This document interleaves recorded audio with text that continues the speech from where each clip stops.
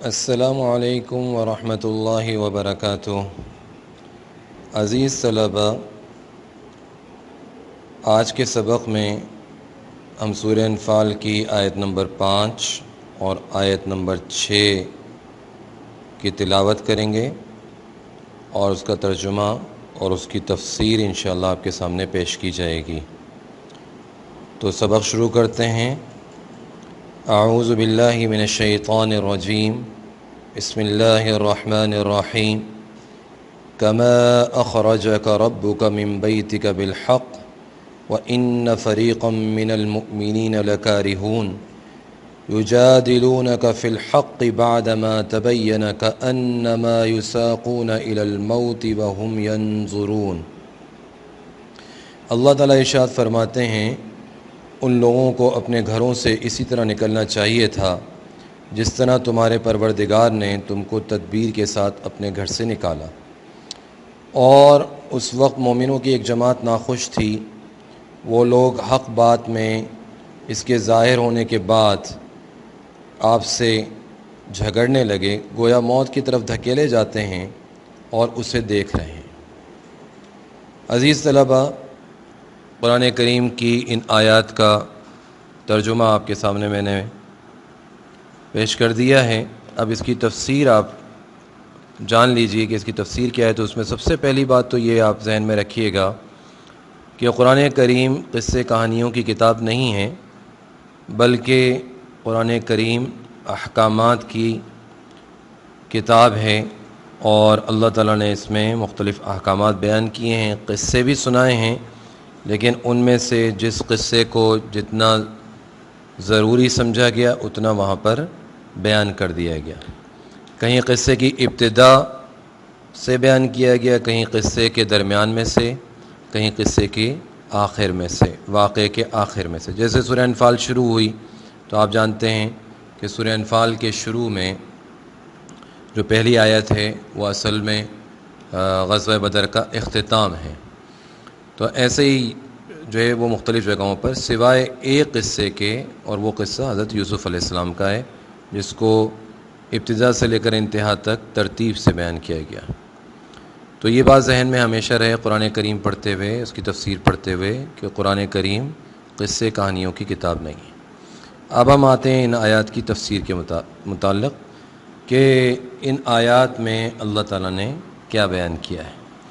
تو جیسے آپ نے ترجمہ پڑھا کہ اللہ تعالیٰ فرما رہے ہیں کہ ان کو اس طرح نکلنا چاہیے تھا، یعنی ان کافروں کو اس طرح نکلنا چاہیے تھا جیسے کہ اللہ تعالیٰ نے آپ کو نکالا، یعنی حضور اقدس صلی اللہ علیہ وسلم کو اور آپ کے صحابہ کو نکالا۔ وہ کس طرح نکالا؟ اس کا پس منظر کیا ہے؟ اس کا پس منظر عزیز طلبہ یہ ہے کہ رسول اللہ صلی اللہ علیہ وسلم کو مدینہ طیبہ میں خبر ملی کہ ابو سفیان ایک تجارتی قافلے کے ساتھ ملک شام سے مال تجارت لے کر مکہ معظمہ کی طرف جا رہے ہیں۔ ابو سفیان اس وقت مسلمان نہیں ہوئے تھے، کافروں کے سردار تھے، اور اس تجارت میں مکہ کے تمام قریشی شریک ہیں۔ ابن عقبہ کے بیان کے مطابق مکہ کا کوئی قریشی مرد یا عورت ایسا نہیں تھا جس کا اس تجارتی قافلے میں حصہ نہ ہو، اور اس زمانے میں یہ جو مقدار تھی 50,000 دینار رقم اس میں لگی ہوئی تھی، جو آج اربوں روپے کی جو ہے وہ مالیت بنتی ہے۔ تو یہ قافلہ جو ہے بڑا اہم تھا، اور اس کی تجارت بھی بڑی اہم تھی، اور آپ جانتے ہیں کہ مکہ والے تجارت پہ ہی زیادہ تر ان کا دار و مدار تھا، ان کی معیشت کا دار و مدار تھا۔ تو حضور اقدس صلی اللہ علیہ وسلم کو یہ اطلاع ملی کہ یہ قافلہ جو ہے وہ آ رہا ہے، اور 70 جوان سردار اس کے ساتھ ہیں جو اس کی حفاظت پر مقرر ہیں۔ اس سے بھی آپ اندازہ کر سکتے ہیں کہ یہ قافلہ ان کے لیے کتنی اہمیت رکھتا تھا۔ رسول اللہ صلی اللہ علیہ وسلم نے، چونکہ آپ صلی اللہ علیہ وسلم کو وہ تنگ کرتے رہتے تھے، حملے کرتے تھے، مدینہ طیبہ پر انہوں نے حملے کیے اور دھمکیاں دیتے تھے، تو اس لیے سوچا کہ ان کو تھوڑا سا جو ہے وہ سبق سکھایا جائے، ان کو لگام دی جائے، اور اس قافلے کو روکا جائے جس کی بنیاد پر ان کے اندر یہ غرور اور تکبر بھرا ہوا ہے، اور یہ اکڑ ان کے اندر اسی تجارتی قافلے کی کامیابی کی وجہ سے ہے۔ تو اگر اس قافلے کو روک لیا جائے گا تو ان کی اکڑ نکل جائے گی، ان کا غرور خاک میں مل جائے گا۔ اس لیے آپ صلی اللہ علیہ وسلم نے اس قافلے کو روکنے کا ارادہ فرمایا اور صحابہ سے اس پہ مشورہ کیا۔ وقت بہت تھوڑا تھا، لہٰذا جو صحابہ فوری طور پہ تیار ہو گئے وہی چل سکے، اور کچھ حضرات نے یہ بھی عرض کیا کہ ہم سواریاں ہماری دیہات میں ہیں تو ہم وہاں سے لے لیں، لیکن رسول اللہ صلی اللہ علیہ وسلم نے ان کو اجازت نہیں دی، صرف وہی لوگ چلیں جن کے پاس سواری ہے، جو اس وقت فوری طور پہ چل سکتے ہیں، باہر سے سواریاں منگوانے کا وقت نہیں، لہٰذا تھوڑے ہی حضرات تیار ہو سکے، اور یہ سب پر لازم بھی نہیں تھا، اس لیے کہ جہاد کے ارادے سے تو نہیں جا رہے تھے، قافلے کو روکنے کے ارادے سے جا رہے تھے، تو جتنے اس وقت فوری طور پہ تیار ہو سکے وہ صحابہ ساتھ ساتھ آپ صلی اللہ علیہ وسلم کے ساتھ چل پڑے۔ حضور اقدس صلی اللہ علیہ وسلم مدینہ منورہ سے روانہ ہوئے، اور بئر سقیہ، یہ کنواں ہے، ایک مقام ہے، اس پر پہنچ کر آپ نے قیس بن صعصع رضی اللہ تعالیٰ عنہ کو حکم دیا کہ لشکر کو شمار کریں، تو انہوں نے شمار کر کے اطلاع دی کہ 313 حضرات ہیں۔ حضرت صلی اللہ علیہ وسلم سن کر خوش ہوئے اور فرمایا کہ یہ تعداد اصحاب طالوت کی ہیں، اس لیے فعال نیک ہے اور فتح اور کامیابی انشاءاللہ ہمیں حاصل ہوگی۔ یہ طالوت، حضرت طالوت کون ہیں؟ تو سورہ بقرہ میں سیقول کا جو پارہ ہے اس کا آخری رکوع، وہاں پر ان کا تذکرہ ہے، اور انہوں نے جالوت کو شکست دی تھی، اور ان کے اصحاب کی تعداد بھی 313 تھی، مقابلے میں جالوت کا لشکر تھا، اور تقریباً 2 لاکھ اس میں لوگ تھے۔ حضرت طالوت کے لشکر میں حضرت داؤد علیہ السلام اس وقت موجود تھے، ابھی عمر کم تھی، لیکن وَقَتَلَ داؤد جالوت، قرآن پاک میں آیا کہ حضرت داؤد علیہ السلام نے جالوت کو قتل کیا تھا۔ تو یہ 313 کا ذکر میں نے وہاں کا آپ کے سامنے مختصر ذکر کر دیا، باقی تفصیل انشاءاللہ آپ وہاں دیکھ سکتے ہیں۔ تو صحابہ اکرام 313 تھے، کل 70 اونٹ تھے، ہر 3 آدمیوں کے لیے ایک اونٹ تھا جس پر وہ باری باری سوار ہوتے تھے۔ خود رسول اللہ صلی اللہ علیہ وسلم کے ساتھ بھی 2 حضرات ایک اونٹ میں شریک تھے، حضرت ابو لبابہ اور حضرت علی رضی اللہ تعالیٰ عنہما۔ جب آپ کی باری پیدل چلنے کی آتی تو یہ حضرات عرض کرتے کہ آپ سوار رہیں، ہم آپ کے بدلے پیدل چلیں گے، لیکن رحمت للعالمین کی طرف سے یہ جواب ملتا کہ نہ تو تم مجھ سے زیادہ قوی ہو، اور نہ میں آخرت کے ثواب سے مستغنی ہوں کہ اپنے ثواب کا موقع تمہیں دے دوں، اس لیے اپنی باری میں حضرت صلی اللہ علیہ وسلم بھی پیدل ہی چلتے تھے۔ بہرحال یہاں آپ صلی اللہ علیہ وسلم کو روکنے کے لیے نکلے، وہاں ابو سفیان کو کسی نے اطلاع دی کہ حضرت محمد صلی اللہ علیہ وسلم تمہارے قافلے کو روکنے کے لیے نکل گئے، تو انہوں نے فوری طور پر 2 کام کیے۔ ایک تو یہ کیا کہ ایک آدمی کو انہوں نے اجرت دے کر، پیسے دے کر مکہ مکرمہ روانہ کیا، جو فوری طور پر یہ اطلاع دے کہ قافلہ خطرے میں ہے تو قافلے کو بچایا جائے، اور دوسرا کام یہ کیا کہ راستہ تبدیل کر دیا، جس راستے سے وہ عمومی طور پر قافلے آیا جایا کرتے تھے اس راستے کو چھوڑ دیا، دوسرا راستہ اختیار کیا تاکہ آپ صلی اللہ علیہ وسلم قافلے کو روک نہ سکیں۔ وہ شخص جس کو اجرت پہ لیا گیا تھا وہ فوری طور پر تیز رفتاری کے ساتھ وہاں پہنچا، مکہ مکرمہ پہنچا، اور اس نے اپنے کپڑے، جیسے اس زمانے کا خطرے کی علامت تھی کہ اپنے اونٹنی کے اس نے ناک کان کاٹ دیے، کپڑے پھاڑ ڈالے، خون لگا دیا، اور چیختا چلاتا ہوا وہ مکہ میں داخل ہوا، اور ان کو یہ اطلاع دی، جس کے نتیجے میں فوری طور پر مکہ والے جمع ہو گئے، اور 1000 کا لشکر جرار جو ہے وہ تیار ہو گیا کہ ہم اپنے قافلے کو ہر صورت میں بچائیں گے۔ وہ حضرات جو جانا نہیں چاہتے تھے ان کو بھی زبردستی اس میں شامل کیا گیا، جیسے حضرت عباس رضی اللہ تعالیٰ عنہ جو حضور اقدس صلی اللہ علیہ وسلم کے چچا ہیں، اور ابو طالب کے 2 بیٹے وہ بھی اس میں شامل تھے۔ 1000 جوان تھے، 200 گھوڑے تھے اس لشکر میں، 600 زرہیں تھیں، اور ترانے والی گانے والی لونڈیاں بھی ساتھ لیں کہ ہم بدر میں جا کر